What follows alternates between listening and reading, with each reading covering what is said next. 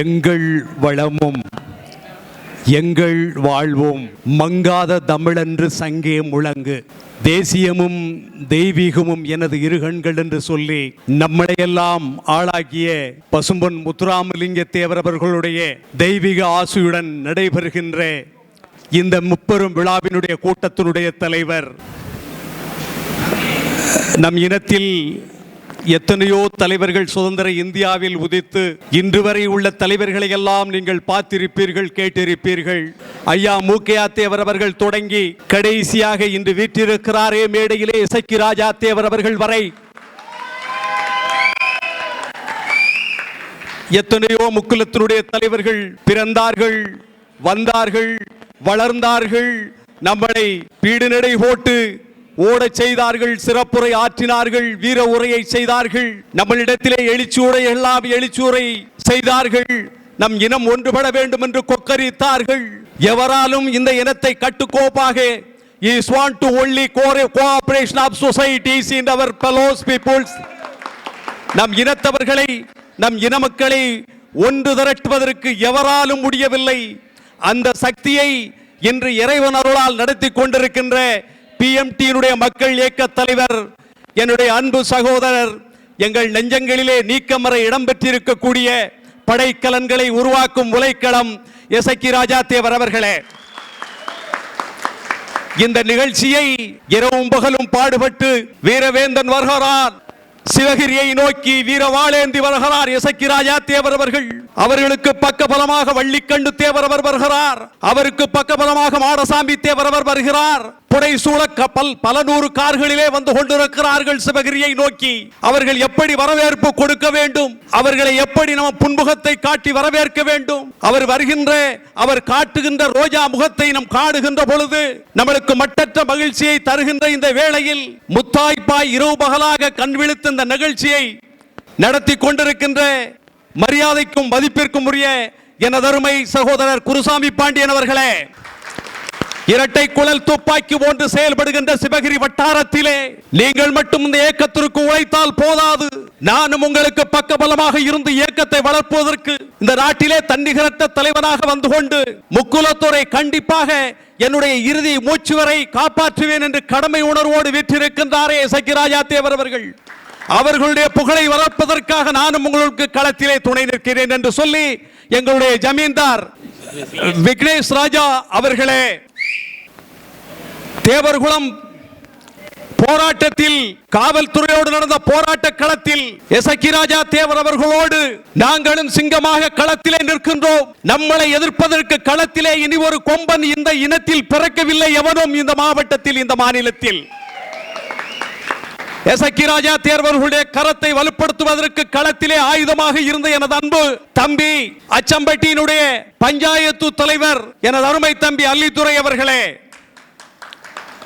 பனவடலி சத்திரத்திலே முப்பெரும் விழா நடைபெறுகின்ற இடத்தை பார்வையிடுவதற்காக எனது அருமை சகோதரர் வள்ளிக்கண்டு தேவர் அவர்களை அங்கே வர சொல்லி, இந்த இடத்தை பாருங்கள், இது சரியான இடம்தானா, எத்தனை பேர் வருகிறார்கள், எத்தனை பேர் வந்தாலும் இந்த இடம் சமமாகும், ஏற்றுக்கொள்ளும் என்று எனது அன்பு மருமகன் அம்மா மக்கள் முன்னேற்ற கழகத்தினுடைய மேலநீலநல்லூர் கிழக்கு ஒன்றிய செயலாளர், வடக்கு பனவடியிலுடைய பஞ்சாயத்து தலைவர் எனது அருமை மருமகன் ஏசுதாஸ் அவர்கள் வள்ளிக்கண்டு தேவர் அவர்களை அன்போடு கூப்பிட்டு இடத்தை காண்பித்தார். நானும் உடன் சென்றேன். வள்ளிக்கண்டு தேவர் அவர்கள் சொன்னார்கள், பனவடலை சத்திரத்திலே மிகப்பெரிய ஒரு நல்ல இடம், பொதுவான இடம், நம் இன தொண்டர்கள் கூடுவதற்கு சரியான களமான இடம், இந்த இடத்தை தேர்வு செய்வோம், நான் அண்ணனிடம் சென்று முறையிடுகிறேன் என்று சொன்னார்கள். அதன் பிறகு நம்முடைய தலைவர் இசக்கி ராஜா தலைவர் தேவர் அவர்கள் ஒரு வார காலத்திற்கு பின்பாக அந்த இடத்தை பார்வையிடுகிறார். அந்த இடத்தை பார்வையிடும் பொழுது இது சரியான இடம்தான் என்று என்னுடைய அன்பு மருமகன் ஏசுதாஸ் அவர்களிடம் உரையாடுகிறார். ஆம், ஏன் என்று கேட்டோம். இசக்கி ராஜா தேவர் சொன்னார்கள், நான் எங்கெங்கெல்லாம் மூலை முடுக்கெல்லாம் தன்னிகரற்ற தன்மான தலைவனாக சென்று கொண்டிருக்கின்றேன். இங்கே இருக்கின்ற தொண்டர்கள் முக்குலத்தை சேர்ந்தவர்கள் மிகவும் முடிசூடா மன்னர்களாக இருக்கின்றார்கள். எட்டி முனை வாய்ந்தாலும் இவை கொட்டாத கூட்டம், எதிரிகளிடமிருந்து சீர்வரும் துப்பாக்கியினுடைய தோட்டாக்களுக்கு அஞ்சாத கூட்டம் இசக்கி ராஜா தேவர் அவர்கள் கூட்டம். இசக்கி ராஜா தேவர் அவர்கள் துப்பாக்கிதான், இசக்கி ராஜா தேவர் அவர்கள் பீரங்கிதான். ஆம், நாம் ஏவுகணையாக துப்பாக்கியிலிருந்து சீறி பாயும் குண்டுகளாக பாய்ந்து எதிரிகளை தாக்குவதற்கு நாம் களத்தில் தயாராக இருக்க வேண்டும். படைக்கலங்களை உருவாக்கும் உலைக்களம் ஒன்று தமிழகத்திலே எந்த ஒரு தலைவனும் இப்படிப்பட்ட மக்களுக்காக போராடுவதற்கு வரவில்லை. நான் 5 நிமிடம் எனக்கு நேரம் கொடுத்தார்கள். நான் பேசலாமா வேண்டாமா என்று எனக்கு தெரியவில்லை. ஆனால் இன்னும் 2 நிமிடத்திலே நான் பேசி முடிக்கிறேன். ஒரு மாற்றுத்திறனாளி அரசு மேல்நிலை பள்ளி வன்னிக்கோணந்தலுக்கு முன்பாக தலைமை ஆசிரியர் சக ஆசிரியர்களுடைய ஒப்புதலோடு கூளை வைத்து அங்கே பிழைத்துக் கொண்டிருக்கிறார்கள். இருவரும் மாற்றுத்திறனாளிகள் பெற்றோர்கள். அவர்கள் வயிற்றிலே பிறந்த ஒரு தவ புதல்வன் 10வது வகுப்பிலே தேர்வு பெற்று 500 மார்க்குக்கு 487 மார்க் வாங்கி அந்த மாவட்டத்திலேயே முதல் பரிசை வென்றிருக்கிறான். முதல் மாணவனாக வந்திருக்கிறான். நீங்கள் நன்றாக இதை கேட்க வேண்டும். அந்த கூளை வித்துக் கொண்டிருக்கின்ற அந்த மாற்றுத்திறனாளியுடைய பெற்றோர்கள் தன்னுடைய மகன் வருங்காலத்தில் நாமை மாதிரி இருக்கக்கூடாது, இந்த சமுதாயத்தில் அவன் ஒரு பெரிய அதிகாரியாக வர வேண்டும், அவன் மூலம் 10 மக்களுக்கு நன்மையை செய்ய வேண்டும் என்று இரவு பகலாக கண்கணம் கட்டி கொண்டிருக்கிறார்கள் அந்த தாய்மார்கள், அந்த பெற்றோர்கள். அங்கே என்ன நடக்கிறது?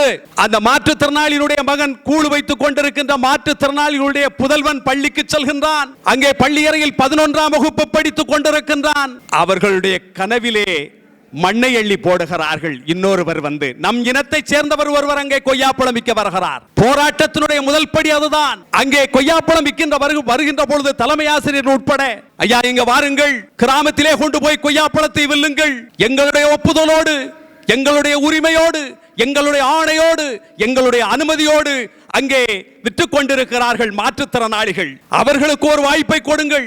நீங்கள் வந்து கொய்யாப்பழம் வியாபாரம் பண்ணினால் அந்த வியாபாரம் விற்காது என்று சொன்னார்கள். தலைமை ஆசிரியர் உட்பட ஆசிரியர் பெருமக்கள் எல்லாம் சொன்னார்கள். அந்த போலீஸ் நம் இனத்தினுடைய ஒருவரை விட்டு அந்த இனத்தையே அழிக்கக்கூடிய அளவுக்கு அங்கே வேலை நடந்தது. நான் இதை விரிவாக சொல்ல வேண்டாம். நம் தலைவருக்கு தெரியும், களத்திலே போராடிய மா வீரர்களுக்கு தெரியும். அப்பொழுது சொன்னேன், என்னுடைய தம்பி பஞ்சாயத்து தலைவர் அல்லித்தூருடைய மகன் அலெக்சி என்பவர் நைட்லே அதிகாலையிலே நடு சாமத்திலே 2 மணிக்கு அலைபேசியிலே தொடர்பு கொள்ளுகிறார்கள். நம் சிங்கமாக வீற்றிருக்கின்ற நம் தலைவரை தொடர்பு கொள்ளுகிறார். சிறிய வயதோ பையன்.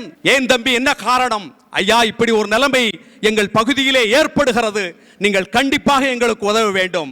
S, if you want to anything, if you want to any help you, definitely we are take to immediate action when necessary. कुछ भी डरता नहीं, चलो बोलो हम सीधा हरम, किधर आने का बोलो, कैसा करने का बोलो, करके बोलते हैं हमने ऐसा किया जाते हैं बराबर. தமிழ் விளக்கம். தம்பி அலெக்ஸ் கூப்பிடும் பொழுது நண்பகல் 2 மணி. சிந்தித்து பாருங்கள் தொண்டர்களே, இரவு வேளையில 2 மணிக்கு எத்தனை இடங்களுக்கு செல்லுகிறார், எத்தனை பேர் வரவேற்கிறார்கள், கூப்பிடுகிறார்கள். கண் துஞ்சாமல், உடல் வலியை பாராமல் நம் சிங்கம் எங்கெல்லாம் கிளர்த்தெழுந்து புறப்படுகிறது பாருங்கள். தம்பி அலெக்ஸ் அவர்களே, நான் கண்டிப்பாக வருகிறேன். போராட்ட களத்தை எவராயிருந்தாலும் சரி, அந்த போராட்ட களத்தை என் தலைமையிலே உருவாக்குவோம், மீண்டெடுப்போம் என்று சொன்னாரே மகாத்தான மாமனிதர். நான் தம்பியிடம் சொன்னேன், கோர்ட்டிலே அனுமதி வாங்கி ஒரு போராட்ட களத்தை நடத்துங்கள். கோட் ஆஃப் கான்டக்ட் தேர்தல் கமிஷன் கஸ்டடியிலே இருக்கிறது. தம்பி அல்லித்துரை அவர்களே, கோட் ஆஃப் கான்டக்ட் தேர்தல் கமிஷன் கஸ்டடியிலே இருக்கிறது. நீங்க கோர்ட்டிலே ஒரு அனுமதியை பெற்று ஒரு போராட்டத்தை நடத்துங்கள் என்று சொன்னேன். அண்ணா மன்னியுங்கள், நமது சாதி பையங்களை திட்டமிட்டு அவர்கள் சீர்குலைக்க முயல்கிறார்கள். ஆனால் அவர்கள் இருவரும் இதே ஸ்டேஷனில் இருந்தால் இன்னும் நம் மாணவர்கள், நம் இனத்தினுடைய மாணவர்கள் பல பேர் பாதிக்கப்படுவார்கள். அதனால் இந்த மேட்டரை கொஞ்சமும் தாமதம் இல்லாமல் களத்தில் நின்று போராடினார். ஆனால் நீங்கள் சிந்திக்க வேண்டும், நமக்கு ஒரு பிரச்சனை ஏற்பட்டால், நம்ம மீது வழக்கு வந்தால், காவல்துறை அதிகாரியை சந்திப்பதற்கு பயப்படுவோம், நீதிமன்றத்திற்கு பயப்படுவோம், சிறைச்சாலைக்குள் செல்வதற்கு பயப்படுவோம். ஆனால் சிறையெல்லாம் எங்களுக்கே தானே என்று சொல்லி எங்கள் ஐயா இன்னொரு தம்பி பிரச்சனைக்காக நான் சிறை செல்லுகிறேன். நீங்கள் தாங்கக்கூடிய கஷ்டத்தை, நீங்கள் வாங்கக்கூடிய வழக்குகளை இந்த எசக்கி ராஜா தேவன் வாங்கி விடுவான். அதனால் நீங்கள் பயப்பட வேண்டாம் என்று சொல்லி அந்த கதையை நல்ல முறையிலே முடித்தார். 2 அதிகாரிகளும் மாற்றப்பட்டார்கள்.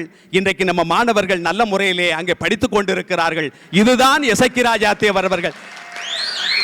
நீங்கள் வருகின்ற அக்டோபர் 20ஆம் தேதி என்று பனவடலி சத்திரத்திலே ஒரு போர் பிரகடனம், ஒரு போர் முழக்கம், உறங்காபுலி, நமக்கென்று ஒரு தலைவர், வெற்றியை நாளை சரித்திரம் சொல்லும், இப்படை தோற்கின் எப்படை வெல்லும், நீதிக்கு இது ஒரு போராட்டம், இதை நிச்சயம் உலகம் பாராட்டும், காலத்தை வென்றவன் நீ, காவியமானவன் நீ, வேதனை தீர்ப்பவன் நீ, விழிகளில் நிறைந்தவன் நீ, வெற்றி திருமகன் நீ என்கிற அடிப்படையில் அவருடைய போராட்டத்திற்கு களத்திலே களம் கண்டு அவர்களை முன்னிறுத்தி அவர்கள் வெற்றி புகழ் மேலும் மேலும் மேலும் வளர்வதற்கு நம் களத்திலே ஆயுதமாக இருந்து செயல்படுவோம். ஆனால் அக்டோபர் 20ஆம் தேதி என்னுடைய பெயரும் இடம்பெறலாம் என்று நினைக்கிறேன். சகோதரர்களே, அருமை தம்பிகளே, ஒரு என்னிடம் சொன்னார், தம்பி பெரியசாமி பாண்டியன் அவர்களே, அம்மா மக்கள் முன்னேற்ற கழகத்தினுடைய பேச்சாளர் என்கிற அடிப்படையிலே எத்தனையோ சமுதாயத்தில் இளைஞர்கள் வீழ்ந்து கிடக்கிறார்கள், பீடியை குடிக்கிறார்கள், சாராயத்தை குடிக்கிறார்கள், கஞ்சாவை குடிக்கிறார்கள். நம் இனத்தவர்கள்,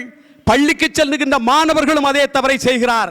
அப்படி என்று தம்பி பெரியசாமி பாண்டியன் அவர்களே, ஊர் ஊராக சென்று நம் இனத்தினுடைய சின்ன பிள்ளைகளுக்கு, படிக்கிற மாணவர்களுக்கு ஒரு சொற்பொழிவாற்றி அவர்களை நல்ல பிள்ளைகளை ஆக்குவதற்கு உங்களை மாதிரி ஒரு ஆள் வேண்டும் என்று சொன்னார். நான் சொன்னேன், நான் முடிக்கிறேன், நான் சொன்னேன் 2024 தேர்தல், பாராளுமன்ற தேர்தல், எனக்கு ஆணையிடுகிறார். 4:30 மணிக்கு கூட்டம், தினகரன் அவர்கள் வருகிறார். கேடிசியிலே பரந்த வெளியிலே பொது கூட்டம், எத்தனையோ பேச்சாளர்கள் இருக்கிறார்கள். டிடிவி தினகரன் அவர்கள் சொன்னார்கள், 4:30 மணிக்கு ஆரம்பித்து 6:30 மணி வரைக்கும் பெரியசாமி ஒருவர் தான் பேச வேண்டும் என்று சொன்னார். அதில் என்ன காரணம் இருக்கிறது என்றால், கூடியதோ 2 லட்சம். நான் பேசிய பேச்சில் குண்டூசி விழுந்தாலும் சத்தம் கேட்காத பேச்சு, ஆர்ப்பரிப்பான பேச்சு. ஆனால் 2024 பாராளுமன்ற தேர்தலிலே கேடிசி நகர் பொதுவெளி தொகுதியிலே நான் பேசுகின்றேன். 2 மணி நேரம் தண்ணீர் குடிக்காமல் பேசினேன். ஆனால் 2 லட்சம் தொண்டர்களும் தாய்மார்களும் குண்டூசி விழுந்தாலும் என்னுடைய பேச்சிற்கு இடையிலே சத்தம் கேட்கும். ஆனால் நம் இனத்தில் நான் பிறந்த மடத்து பெட்டியில் போய் நான் பேசினேன் என்று சொன்னால் அவனுக்கு ஒரு கோட்டி என்று சொல்வார்கள் நம் இளைஞர்கள். அந்த அளவுக்கு வீழ்ச்சி அடைந்திருக்கிறார்கள். வீழ்ச்சியிடக்கூடாது. Hard work is the way of success. கடின உழைப்புக்கு ஈடு இணை ஏதுமில்லை. நமக்காக ஒரு தலைவன் உதித்து வந்திருக்கிறார், எசக்கி ராஜா தேவர் அவர்கள். அவர்களுடைய புகழை, அவர்களுடைய கரத்தை வெறும் கைதட்டல் இருக்கக்கூடாது, கைதட்டல் இருக்கக்கூடாது. என்னுடைய உரையை உள்வாங்கி நம்மை காப்பாற்றுவதற்கு இந்த தமிழகத்தில் எந்த தலைவருமே இல்லை. அதில் மாற்று கருத்து இல்லை. எனக்கு 54 வயதாகிறது. எந்த ஒரு தலைவனுக்கும் அந்த தகுதி இல்லை. அந்த தகுதி ஒரே ஒரு தலைவன் இருக்கிறது என்றால் இந்த மேடையிலே வீற்றிருக்கிறாரே எசக்கி ராஜா தேவர் அவர்கள் ஒருவருக்குத்தான் உண்டு என்று கூறி வாய்ப்புக்கு நன்றி கூறி விடைபெறுகிறேன். நன்றி, வணக்கம்.